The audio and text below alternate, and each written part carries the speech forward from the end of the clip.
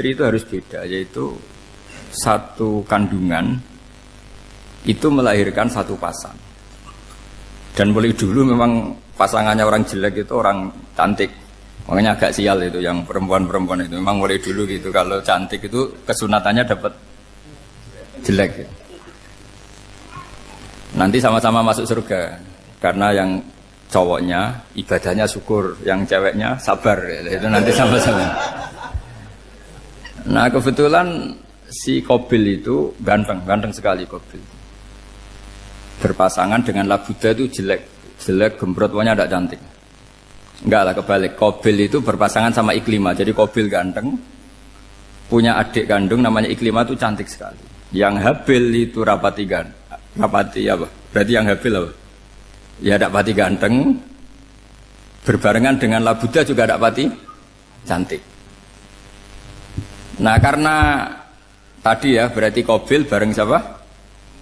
Iklimah, Habil, Labuda. Maka untuk kawin ini nggak boleh satu kandungan. Jadi dulu karena nggak ada perbedaan ibu bapak, mau tidak mau beda. Yang penting beda. Yaitu akhirnya apa? Qabil dapat Labuda, yang Habil dapat Iklimah karena beda kandungan. Itu sudah cukup. Nah, akhirnya kan nggak terima si Qabil. Masa orang ganteng dapat orang jelek. Jadi mulai dulu itu maunya orang ganteng ya dapat orang cantik, nggak terima. Tapi Allah ngatur seperti itu. Akhirnya terjadi percekcokan. Nah dulu itu semuanya itu religius, sehingga ukuran percekcokannya masih religi, yaitu ya gini saja, kita ngadakan kurban, yang diterima itu yang menang. Ya ternyata dalam kompetisi itu yang menang siapa? Habil. Akhirnya Habil jadi menikahi siapa? Iklim. Kalau sekarang kompetisinya kan siapa paling kaya ya menang, lebih gampang.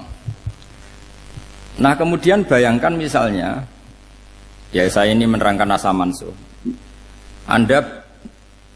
Kita semua sering ngomong, sering berkoar-koar, sering menyarankan atau mewajibkan para nabi itu panutan dalam semua perilakunya. Ternyata ada beberapa perilaku yang sudah dinasakh atau dihapus ketentuannya oleh syariatnya Rasulullah Shallallahu Alaihi Wasallam. Maka mengenali asa mansuh itu keharusan dalam ulumul Quran, ya. Makanya Allah mengatakan apa? Ma nansakh min ayatin aw nunsiha pasti na'ti bi khairim minha aw misli. Jadi saya nerangkan nasakh mansuh itu dua sesi. Satu sesi antar nabi, dua di internal syariatnya apa? Nah, sekali saja hari ini tok, sudah setelah itu anggap pinter sudah. Kalau sudah jangan tanya lagi. Nah, ada beberapa lagi syariat yang masalah metode. Dulu Nabi Nuh itu dibolehkan oleh Allah saking mangkelnya sama orang kafir. Saya ulang lagi, orang kafir itu kan biadab sekali, nempat buminya Allah, makan rezekinya Allah, kemudian mengkafirkan Allah. Pikirannya Nabi Nuh, orang biadab gini nggak layak hidup, itu pikirannya Nabi Nuh. Kalau dia pakai militer, tidak punya militer, ya pakai langit akhirnya. Pakai kekuatan langit, beliau berdoa, Rabbi la tazar alal ardi minal kafirina dayyar. Innaka intazarhum yudillu ibadaka wa la yalidu illa fajirong kafar. Ya Allah, mereka ini orang-orang kafir, padahal pakai bumi engkau, pakai rezeki engkau, matikan semua saja, jangan sisakan satupun.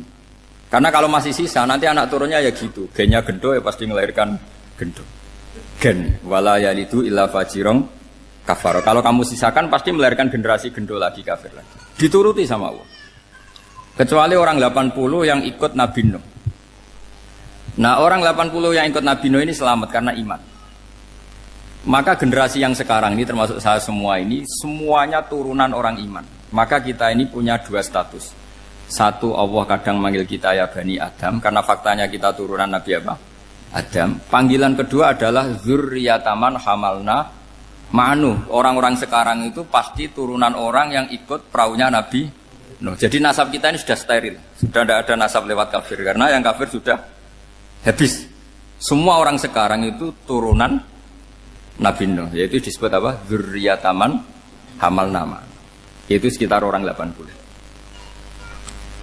Nah, oleh Allah Subhanahu wa taala syariat seperti ini pernah dituruti, yaitu akhirnya mereka mati semua kecuali orang 80 yang mukmin. Tapi uniknya Allah apa? Era Rasulullah Shallallahu Alaihi Wasallam, Nabi kita Nabi Muhammad itu diutus rahmatan lil alamin.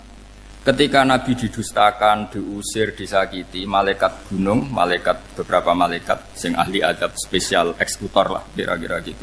Muhammad, kamu bilang saja ke saya, kalau kamu ingin orang-orang Mekah Abu Jahal CS, saya hancurkan. Tapi apa kata Nabi? Saya berharap kalau mereka belum iman, anak cucunya iman. Karena bagaimanapun sperma ya atau calon bayi atau calon keturunan itu kan ada fi aslabir rijal atau fi zuhurir rijal. Jadi kalau dalam ilmu agama itu gen manusia itu disimpan di zuhurir rijal di punggung lelaki. Nanti dipindah ke arhamin nisa. Logikanya gini. Ini dengerin ya. Logikanya gini, misalnya Abu Jahal itu di situ ada orang namanya Ikrimah, itu anaknya Abu Jahal, itu orang mukmin. Akhirnya ya jadi orang alim. Abu Lahab itu di rahimnya di punggungnya ada perempuan namanya Darroh, akhirnya juga orang mukminah. Saya berikan contoh.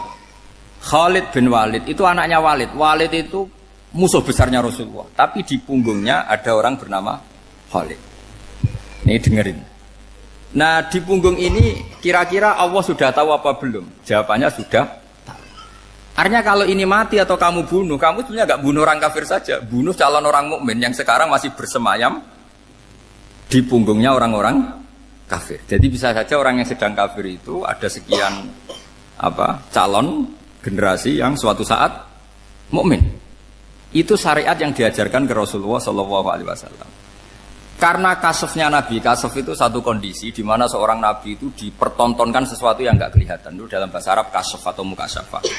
Nabi dipertontonkan ternyata banyak orang kafir yang di punggungnya itu ada calon generasi mukmin atau muslim. Akhirnya Nabi nggak berani. Jangan bunuh. Mungkin bapaknya ada iman tapi anaknya iman. Betul, Abu Jahal punya anak Ikrimah, Abu Lahab punya anak Darroh, Walid punya anak siapa? Khalid. Itu mirip seperti kita, bapak era sholat, anak ETPK sholat, akhirnya bapak katut sholat. Banyak enggak di Indonesia, bapaknya tidak bisa baca Quran, anaknya hafid. Nah itu kalau bapaknya kamu habis, tidak ada yang meselin. Makanya biarkan hidup saja. Nah, artinya gini, andai kan tidak ada ulama yang menerangkan nasa mansuh, dikira syariat Nabi Nuh itu abadan mu'abbadat, selamanya lama. Jika main teror sama orang kafir sah berdasar Nabi Nuh, padahal kita sudah ganti Nabi, yaitu syariatnya Rasulullah SAW. Masyhur itu ketika Nabi ngendikan, saya tidak minta mereka dihukum, tapi ya Allah saya minta Allah mahdi qaumi fa innahum la ya'lamun. Mereka kafir itu karena tidak tahu. Sehingga ada periode. Loh kalau perang itu beda, perang itu konteksnya duel, itu tidak harus sama Abu Jahal, Abu Lahab. Ada penjahat mau bunuh kamu wajib perang enggak? Wajib. Penjahatnya meskipun muslim apa harus kafir? Meskipun muslim. Maka kata ulama fikih sebetulnya perang duel itu bukan syariat muslim sama kafir tok. Masih muslim sama muslim, misalnya ada orang mau merkosa istri kamu, terus dia pamit gini, saya muslim loh, beri hak loh. Enggak bisa. Saya penjahat loh, muslim, jadi kamu enggak boleh merangin saya, ngelawan saya kan muslim. Enggak bisa, tetap harus dilawan. Makanya kata ulama-ulama fikih, pertarungan sama musuh itu tidak harus sama orang kafir. Orang muslim pun yang mengganggu kehormatan kita, misalnya mau merkosa istri Anda, itu harus dilawan. Makanya Nabi ngendikan mangkutila duna mali fahuwa syahid, mangkutila duna harimi fahuwa syahid. Orang yang mati karena membela kehormatan keluarganya atau hartanya, maka dia mati syahid. Dan penjahat yang mati ini muhaddarun damu, diabaikan sehingga enggak kena kisos, membunuhnya enggak kena. Misalnya ada penjahat mau bunuh kamu duel menang. Kamu enggak kena kisos karena ini muhaddarun damu, diabaikan kehormatannya. Padahal dia muslim, apa? Muslim. Ini perlu. Jadi ini mengaji ini agak jelimet tapi gampang. Kan kalau paham enggak paham selesai, jadi anggap aja selesai itu. Sehingga kalau enggak ada nasa mansuh, maka orang selalu berpikir, pokoknya yang penting ikut Nabi. Lah itu bahayanya kalau Anda tidak tahu detail, jangan-jangan syariat yang kamu ikuti itu syariat yang sudah berstatus mansukhoh, telah dicabut. Dan itu banyak. Makanya kata Sayyidina Ali ketika ada orang ngajar gak tahu nasa mansuh, halakta wa ahlakta, kamu rusak dan merusak orang lain. Seperti tadi pernah ada kawin itu satu turunan, yaitu era Nabi Adam. Masa kita sekarang kawin sama satu turunan, kan nggak mungkin. Ya kan, pernah ada membumi hanguskan orang kafir, yaitu syariatnya Nabi Nuh. Itu dihapus oleh syariatnya Nabi Ibrahim dulu. Yaitu Nabi Ibrahim menghentikan apa? Faman tabi'ani fa innahu minni wa man asoni fa innaka ghafurur rahim. Ya, kalau orang ikut saya ya Allah ya pasti golongan saya. Kalau yang masih maksiat, masih balelo, saya berharap engkau ampuni. Akhirnya banyak orang kafir tobat. Coba era Rasulullah itu semua orang kafir Mekah itu kafir. Nabi belum wafat. Itu sudah ada 114.000 mukmin semua. Jadi Nabi menangi mayoritas orang menjadi mukmin dari mayoritas kafir. Yaitu disebut wara'aitan nasa yadkhuluna fi dinillahi afwaja. Andai kan Nabi Muhammad pakai syariatnya Nabi Nuh, bisa enggak mengislamkan orang sebanyak itu? Enggak bisa kan? Maka ini penting mengenali nasab mansur. Jadi periode cara wong Jawa maksudno tuntas. Robila tadar itu, pasot tuntas itu, menghabisi itu habis di periode Nabi siapa? Nuh. Syariat itu sudah enggak dipakai lagi, yang dipakai apa? Faman tabi'ani fa innahu minni wa man asoni fa innaka ghafurur rahim. Lah Nabi Muhammad ini nabi yang kena khitab anit tabi' millata Ibrahim hanifah. Jadi masternya Nabi Muhammad itu mentornya Nabi Ibrahim. Sehingga syariatnya ya faman tabi'ani fa innahu minni wa man asoni fa innaka ghafurur rahim. Tidak syariat rabbila tadzar alal ardi minal kafirina daya. Jelas ya. Jadi mengenali nasa manso itu penting sekali karena kalau enggak Anda halakta wa ahlakta, kamu merusak diri kamu sendiri juga merusak orang lain karena menfatwakan hukum yang sebetulnya sudah berstatus mansukh. Hanya berdasar itu kan syariatnya nabi-nabi dulu. Syariat yang apa? Syariat yang enggak pernah terhapus hanya satu, usuluddin, yaitu tauhid. Itu sama. Tapi kalau syariat itu beda-beda atau furu'iyah itu beda-beda. Itu tadi saya beri contoh era Nabi dulu kalau ada pakaian najis dipotong, dibuang. Era Nabi Muhammad dicuci. Orang kafir dihabisi oleh langit. Era Nabi Muhammad nggak boleh, bahkan didoakan Allahumma hdi qaumi fa innahum la ya'lam. Di Qur'annya apa? Wa in ahadum minal musyrikin astajaraka fa'jirhu hatta yasma'a kalam Allah summa ablighu ma'mana. Jadi kalau ada orang kafir enggak boleh main dihabisin, mereka beri peluang untuk mengkaji kitabullah hatta yasma'a kalam Allah. Kalau mereka sudah berpeluang ngaji, harus summa ablighu ma'mana, harus dijamin keamanan. Ya, karena apa? Dzalika bi annahum qaumul la ya'lamun. Bagaimanapun mereka memang karena tidak tahu. Nah, kenapa tidak tahu? Enggak. Karena tadi mereka tertutup oleh kultur yang beratus-ratus tahun. Mbah-mbahnya mereka menyembah batu, menyembah berhala. Ya tahunya itu ya Tuhan. Bagaimana Anda bisa menjelaskan sesuatu yang sudah beratus-ratus tahun kan tidak gampang. Maka ada periode dimaklumi, apa? Kalau era sampean kan mosok waktu disembah saking gobloke orang, kamu lahir kan sudah nyembah Allah, tidak nyembah batu. Bayangkan kalau kamu jadi mereka. Wong perut kamu saja disuruh makan pizza sakit kok, karena saking lamanya makan sambal kan gitu.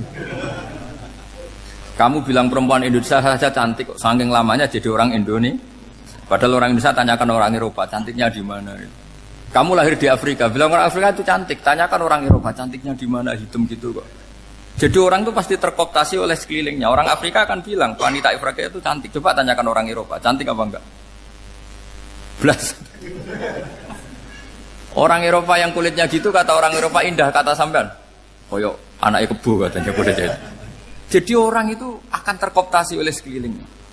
Bayangkan kalau semua orang nyembah berhala terus kamu ndak, alasan kamu apa? Kan menentang mayoritas. Dan itu berat. Maka dimaklumi oleh Allah, dzalika bi annahum qaumul la ya'lamun fi manah panyeruarah. Nah, pemakluman ini yang mulai sekarang terkikis. Orang main pukul saja enggak mau ngaji. Enggak mau ngaji Quran secara kafah. Jadi fatwanya Islam kafah tapi ngajinya Quran enggak kafah. Ngambil 1-2 potongan ayat dipakai dalil. Jadi Islamnya inginnya kafah tapi ngajinya Quran enggak. Kalau kafah ya hafal 30 juz itu. Kalau mau ya, kalau mau kafah ya hafal berapa? 30 juz. Makanya saya sering bilang, saya sering dinasihati orang karena belum tahu saya ini hafal Quran. Bapak harusnya Islam itu kafah. Kata saya ya dimulai dari konsep Islam itu kafah dulu. Apa ya hafal Quran secara kafah. Jadi ini penting saya utarakan. Bahaya sekali orang mengenali Islam tanpa mengenali nasah mansuh. Karena beberapa syariat Nabi sebelum kita itu berstatus mansukhah. Terus contoh berikutnya, ini nasah mansuh antar Nabi apa khusus internal Nabi? Antar Nabi aja agak selesai nih sampai subuh aja agak selesai. Contoh yang paling keren, mungkin cowok semua senang. Nabi Dawud dulu istrinya berapa? 99. Nah itu kalau masih halal itu kan berarti jenengan tuh punya istri berapa? Wah itu kan ngeri betul. Punya satu aja repotnya gitu, apalagi berapa? Punya 99. Terus kamu bilang gini, ini kan syariatnya Nabi Dawud, Nabi kan bisa diikuti. Pernah ada periode di mana seperti itu boleh. Jadi makanya mau tidak mau mengenali nasah mansuh itu harus. Kalau ndak ya kamu masih berkeyakinan boleh beristri berapa? Nah ini penting saya utarakan. Makanya Sayyidina Ali itu kalau ngetes calon mubaligh, kira-kira kalau Kemenak dulu inginnya apa? Sertifikasi apa? Mubaligh. Itu tanyanya gitu. Ta'rifun an-nassa wal mansuh, kamu apa tahu nasah mansuh? La. Jawabnya Sayyidina Ali, halak tahu ahlak tahu. Kamu orang yang rusak. Karena tadi takutnya ada syariat yang sudah mansukhah dipakai. Itu tadi misalnya kita ini tidak umatnya Nabi Nuh, tapi pakai syarat Robbila tadar alal ardi minal kafirina. Terus ketiga begini, misteri manusia itu. Dan ini kita tidak pernah tahu sampai kiamat, tapi ini ilmu harus kita diskusikan. Misalnya saya ini namanya Bahauddin. Saya sekarang hidup sampai 2019 sekarang. Kan hanya Allah yang tahu berapa turunan saya sampai kiamat dan statusnya kayak apa. Donald Trump juga gitu. Donald Trump itu sekarang kafir. Tapi kita tidak pernah tahu nanti turunan keberapa ada yang Muslim. Lah turunan yang calon Muslim ini diletakkan di mana kita tidak tahu. Yang jelas kalau kamu bunuh itu katut itu. Artinya gini, logika membiarkan orang kafir itu ya ada logikanya. Nah, logika membunuh karena mereka mau membunuh kita ya ada logika fikihnya. Karena kalau kita ada membunuh dibunuh. Makanya semuanya hukum ini terus bergantung al-hukmu yaduru ma'ilatihi wujudan wajib. Di sini terus dipertemukan. Makanya semua nabi itu kalau yang namanya membunuh pasti pas perang saja karena ini kondisi yang memang pilihannya hanya dua, kalau nggak dibunuh ya membunuh. Ada duel lah itu. Maka ini butuh kajian fikih dan orang nggak boleh subjektif dalam hal ini. Saya ulang lagi, tidak boleh subjektif karena tadi orang yang kamu katakan sekarang misalnya Zaid, kamu itu bodoh sekali. Kenapa bodoh? Nggak hafal Quran, nggak pernah kuliah, nggak pernah ngaji. Ternyata Zaid ini bersemayam calon anak yang alim alama hafal Quran, namanya Umar, tapi masih jadi sperma. Suatu saat Zaid itu punya anak alim alama, kan banyak orang nggak bisa baca Quran punya anak hafid, banyak nggak di Indonesia? Banyak nggak petani yang punya anak dekan? Petani punya anak dekan, yang dekan punya anak naik kelas saja susahnya bukan main. Banyak kan? Nah ketika dibalik nanti ada dekan punya anak goblok, yang petani punya anak dekan, pinter mana? Kita tidak pernah tahu. Makanya ini kan ya sudah, kalau nggak pernah tahu ya bilang saja wallahu alam, kan selesai. Daripada keminter keliru kan ada wallahu alam. Makanya cerita favorit guru saya Kiai Haji Maimun Zubair itu punya abah namanya Kiai Zubair. Itu cerita favoritnya itu ada santri namanya Soleh. Soleh itu alim alam. Orang Madura itu cara berpikir kan kalau kiai saja alim seperti itu apalagi bapaknya. Pas bapaknya main ke pondok, santrinya ada ribuan. Bapaknya main ke pondok itu sholat itu ya gak bener, gak sesuai sunnah Rasul lah kira-kira gitu. Susah sholat itu gak bener, apa-apa gak bener. Masih ditakwil sama santri Madura karena orang Madura itu kultus. Mungkin khilaf itu satu khusus, pokoknya perlakuan khusus. Suatu saat saking bodohnya orang itu kenceng tuh pikir musola. Wah ini nggak bisa ditakwil lagi, akhirnya nggak bisa ditakwil tuh nggak. Wah ini sudah nggak bener ini, nggak bener. Singkat cerita santri tadi nggak kuat matur ke kiainya, Pak Yai, jenengan sealim itu kok bapaknya segoblok itu. Kenapa? Ya, dia kencing pikir musola. Oh bapak saya tuh pinter sekali. Kok bisa? Karena beliau yang memutuskan saya mondok sampai saya jadi alim alama seperti ini. Yang bodoh itu mbah saya. Bodoh itu bahasa ya kan.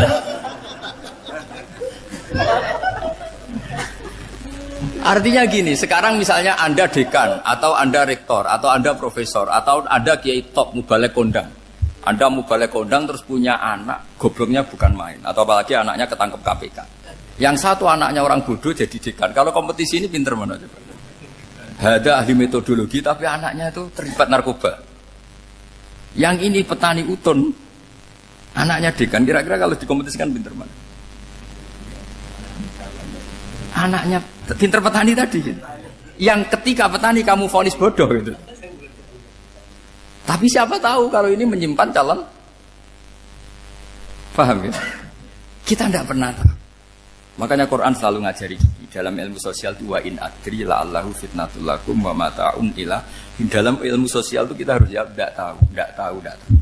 Karena mudah. Makanya saya tadi pagi ngaji di direktorat, saya bilang, saya pernah diprotes orang, Gus kamu udah jelas 01 apa 02. Ya saya jawab gitu. Manusia itu makhluk yang paling gak jelas gitu. Sekarang soleh suatu saat bisa saja gak soleh. Yang sedang gak soleh suatu saat soleh. Sesuatu yang mungkin rubah kok kamu fanatik itu gimana? Nalarnya itu gimana? Coba kita tahu dulu Wahsy itu pembunuh Hamzah, akhirnya mati mukmin ya enggak? Padahal orang yang sangat dibenci Rasulullah karena membunuh Sayyid siapa? Hamzah. Sa'labah yang tukang itikaf di masjid akhirnya su'ul mati. Kita enggak pernah. Nah kalau enggak pernah tahu ya enggak usah terlalu fanatik biasa saja. Kayak jenengan seneng saya itu ya saya enggak tahu sampai kapan ya. Saya seneng sampai kapan ya enggak tahu. Kayak suami istri. Pas nikah harmonis bulan madu sampai kapan bertanya. Yang jelas paling awet itu pasangan jelek itu pasti nggak awet. Makanya jadi guyonan tuh. Pasangan itu jangan baik-baik gak awet. Kalau jelek itu awet. Ternyata maksudnya cantik sama ganteng. Itu suatu saat pasti jadi jelek. Yang jelek sama jelek pasti jelek terus. Makanya jadi guyonan. Kalau pasangan jelek itu awet katanya. Tapi kalau pasangan baik, ternyata baik wajahnya itu pasti gak awet. Suatu saat pasti jelek, tapi yang jelek awet, karena mulai dulu ya jelek sampai itu awet jeleknya maksudnya bukan ya jelas ya. Jadi saya mohon sekali ini ilmu sampai ndak urusan, ini bukan urusan cocok ndak cocok tapi ilmu harus kita dengar bahwa syariatnya para nabi itu yang sifatnya furu'iyah, tidak usuliyah, tidak tauhid itu potensi rubah, sehingga mengkaji nasab mansukh itu satu keharusan seorang ulama. Makanya setiap ada syariat nabi hal hadis syariah mu'abbadah amla, mansukhah amla. Karena potensi itu tinggi. Kita tahu dulu semua nabi sholat menghadap apa? Baitul Maqdis. Era Rasulullah dipindah ke Ka'bah. Tapi kalau kamu katakan total Baitul Maqdis ya tidak juga. Nabi Ibrahim mulai dulu madhabnya ke Ka'bah. Tapi kalau Nabi Musa ke Baitul Maqdis. Terus kamu bilang ini 01, 02 ya memang syariat jadi sesuatu yang furu'iyah. Nah, kenapa ini furu'iyah? Jawabannya sederhana. Ketika seseorang menghadap Ka'bah itu menghadap batu apa menghadap Allah? Allah. Ketika menghadap Baitul Maqdis hakikatnya menghadap Allah apa menghadap Baitul Maqdis? Allah. Maka menghadap Ka'bah itu sebenarnya masalah furu'iyah. Yang masalah usuliyah adalah inni wajjahtu wajhiya lilladzi fataras samawati wal ardh. Yang permanen adalah menghadap Allah Subhanahu wa taala. Cuma secara prosedur syariatnya secara zahir menghadap Ka'bah. Maka potensi rubah karena ternyata itu furu'iyah, untuk kiblatnya itu furu'iyah. Yang permanen adalah menghadap ke Allah Subhanahu wa taala. Ini penting ya. Jadi terus sekarang masih antar nabi apa di internal nabi? Ini sudah mau selesai waktunya, sudah habis ini. Internal. Ini sudah selesai, ini sudah pas ini. Mohon Pak Andi. Oh. Jam ini sudah sampai mana tadi? Diteruskan apa enggak? Sudah ya, sudah kayaknya sudah. Biar kelihatan cerdas terus. Sekali pertemuan sudah pinter gitu. Berapa? Setengah jam sudah pinter gitu. Yang internal nabi apa antar nabi? Internal ya, sudah sekarang ke internal. Kalau internal lebih banyak lagi contohnya. Yang masyhur tentu masalah Baitul Maqdis. Dulu Rasulullah pernah sholat menghadap Baitul Maqdis 16 bulan. Berapa? 16 bulan, kila 17. Pokoknya khilafnya hanya 16 dan 17. Kalau ada bilang 10 bulan berarti gak pernah ngaji khilafnya. Karena khilafnya itu hanya 17 sama 16. Akhirnya sama Allah diminta disuruh menghadap ke Ka'bah. Saya ulang lagi, itu tetap masalah antar nabi sebetulnya. Begini. Makom itu kalau dalam bahasa Arab bukan kuburan. Kalau di Indonesia kan makomnya Sunan Bonang itu kan kuburan. Kalau makom dalam bahasa Arab itu sesuatu yang pernah dipakai singgah itu namanya apa? Makom. Lalu Rasulullah itu pertama di Medina itu madhep Baitul Maqdis itu 16 bulan. Orang Yahudi senangnya bukan main. Sampai mereka bilang gini, Muhammad tuh gaya-gaya nantok punya agama baru, tapi kiblatnya ikut kita. Baguslah anak itu katanya, masih tahu diri katanya. Bagus katanya itu masih tahu diri. Jadi senangnya bukan main orang Yahudi. Karena kiblatnya Muhammad sama dengan mereka. Ya tentu mereka jangkar Muhammad, bukan Sayyidina Muhammad atau Rasul Muhammad karena mereka masih gak iman. Nabi itu ya agak tersiksa karena beliau secara gen turunan Nabi Ibrahim dan kiblatnya Ibrahim itu Ka'bah. Agak tersiksa tapi sami'na wa ata'na tetap madhab ke Baitul Maqdis berapa? 16 bulan.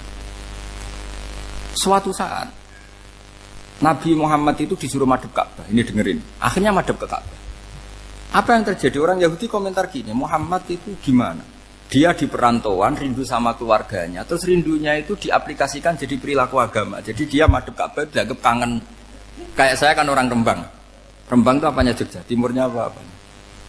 Enggak, Jakarta itu mana Jakarta itu? Barat sana ya. Ibaratnya saya orang Jakarta, terus merantau di Jogja. Dulu kiblatnya itu menghadap ke timur. Terus ketika madhep ke barat kata sampean, wah itu padune kangen apa? Keluarga. Juga kurang ajar orang Yahudi. Jadi orang Yahudi itu memang paling pinter bully. Makanya kalau sampean tukang bully itu ya agak-agak ya enggak. Saya enggak ngomong agak ya, pokoknya agak-agak itu. Ya. Pinter bully orang Yahudi. Makanya enggak ada orang debat sepinter orang Yahudi. Yang bisa ngalahkan hanya Tuhan itu. Orang Yahudi yang bisa ngalahkan hanya Tuhan. Sayyidina Ali orang paling terkenal cerdas. Itu kalau sama orang Yahudi itu pusing. Karena ya apa logikanya itu? Saya beri sekian contoh. Ada orang Yahudi tanya gini, Muhammad kalau kambing mati itu yang bunuh siapa? Ya Allah, mati langsung itu. Agama kamu itu aneh, Mak. Yang langsung sentuhan Allah haram, tapi yang lewat tangan-tangan jahil manusia malah halal. Harusnya itu yang halal kan orisinil langsung Allah yang bunuh. Jadi utaknya itu aneh, dari cara berpikir itu aneh. Nah cara sampean ini kan, nak halal pangan kue. Tapi Nabi kan nggak boleh bertutur kata kasar gitu. Kalau yang jadi Nabi saya untalan ngono kan gitu. Tapi Nabi kan nggak boleh kasar. Jadi Nabi itu problem karena nggak boleh apa? Kasar. Kalau kita kan gampang, wis nak halal untalan kan selesai apa? Tapi Nabi nggak boleh kasar gitu. Jadi nak jadi nggak Nabi, sampean itu kan enak. Mau keliru ya pantas, mau apa saja pantas. Karena kan nggak panutan. Kalau Nabi nggak bisa meluruskan kebenaran itu harus tetap sesuai akhlak.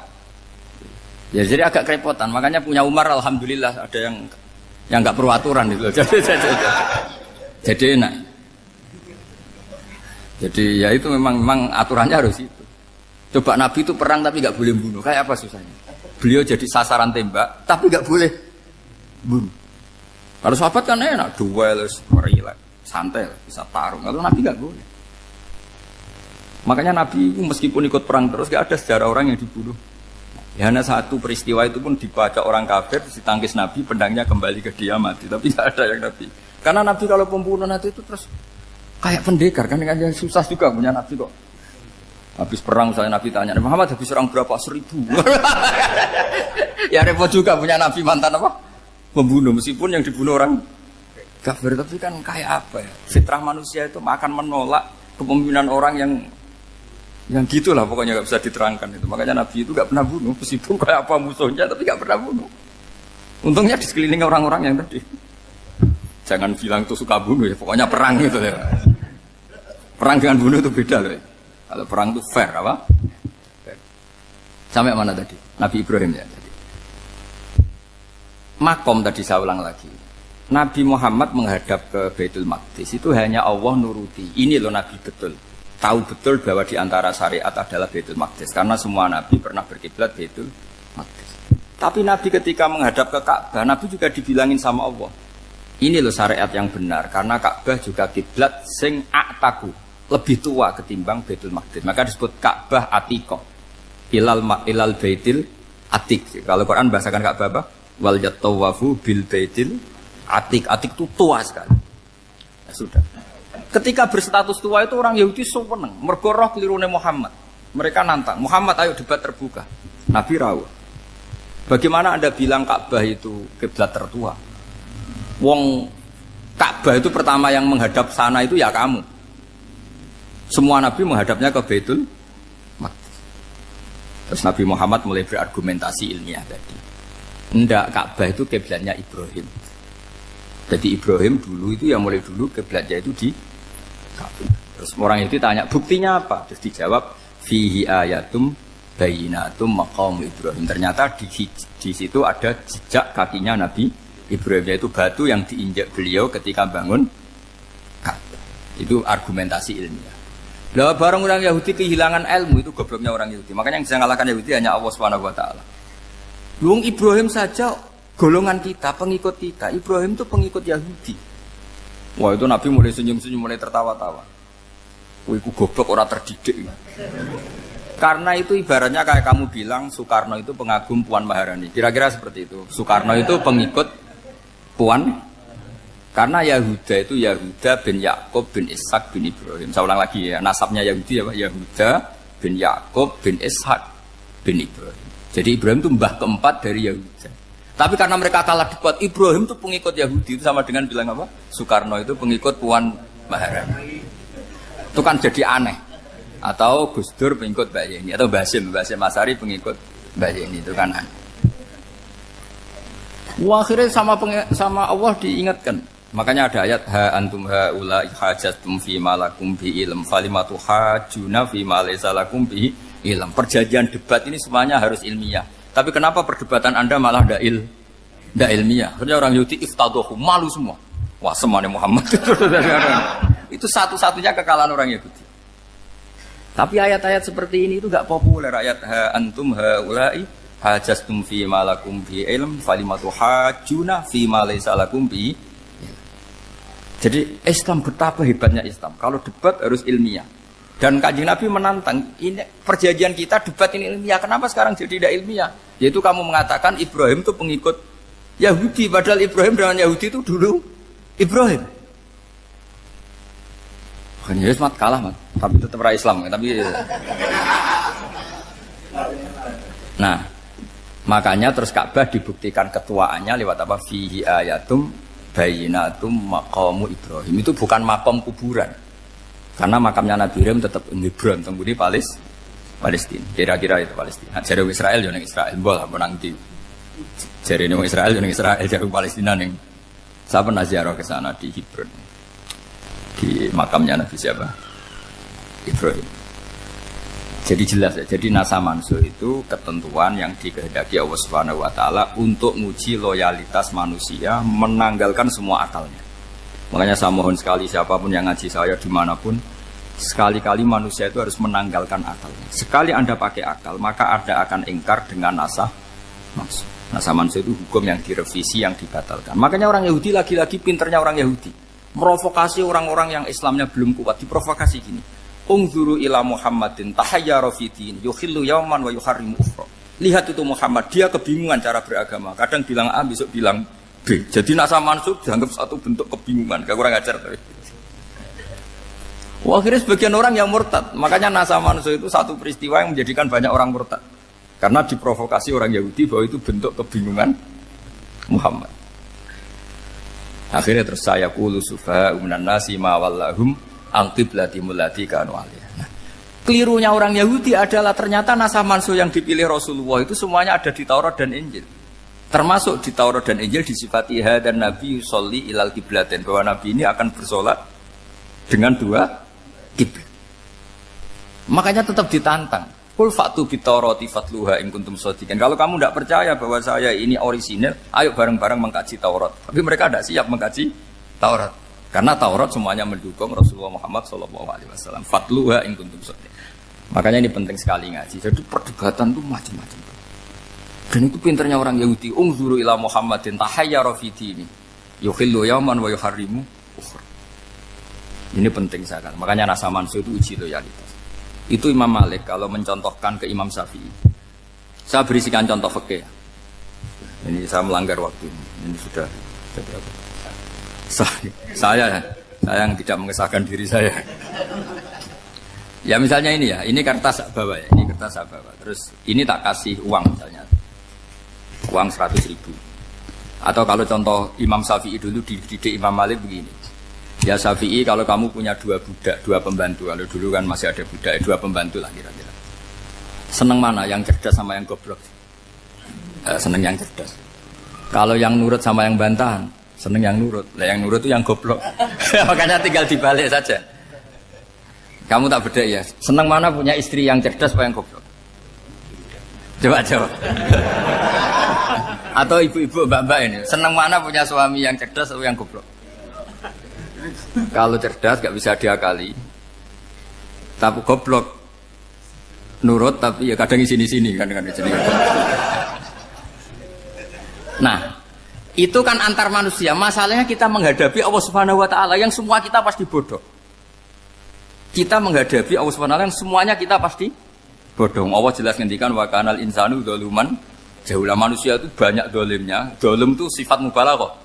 Kalau orang dolim sekali dolim, kalau sering zalum, kalau jahil biasa jahil, kalau banget jahili jahul. Bahasa Arab kan gitu memang. Ghafir, pengampun biasa. Kalau ghafur selalu mengampuni. Syakir, makanya sifatnya Allah Ta'ala ikut wazan fa'ul semua. Ghafur, syakur. Atau diikutkan wazan fa'al. Kalau goblok biasa jahil, goblok banget jahal kan itu. Kafir biasa kafir, kalau kafir banget kafar. Ya, jadi wazan balagha itu bisa fa'al, bisa fa'ul ya. Kafirin, kafar atau kafur. Paham ya? Malah ngaji nahwu. Ya tapi ini memang perangkatnya ya. Ini kan perang mau tidak mau. Makanya misalnya Allah tidak suka kulla kafarin banget kafir ya, Pak. Paham ya? Kulla khawanin banget khianate. Kalau khain khianat biasa, kalau khawan sering khianat. Lah manusia itu kata Allah apa? Zaluman. Wis banget dolime, banget bodoh. Itu kalau yang ngarang hikam mencontohkan tuh gini. Manusia itu pas bener saja salah, apalagi pas salah. Jadi manusia itu kata Imam yang ngarang hikam itu man itu kanat mahasinhu masawiyah faqih fala takunu masawihi masawiyah. Ketika baik saja buruk, apalagi ketika buruk. Coba kalau ada orang dermawan sama teman-temannya, tanyakan istrinya. Duit diambur-ambur, disekno kanca ngalono bojo. Mesti itu.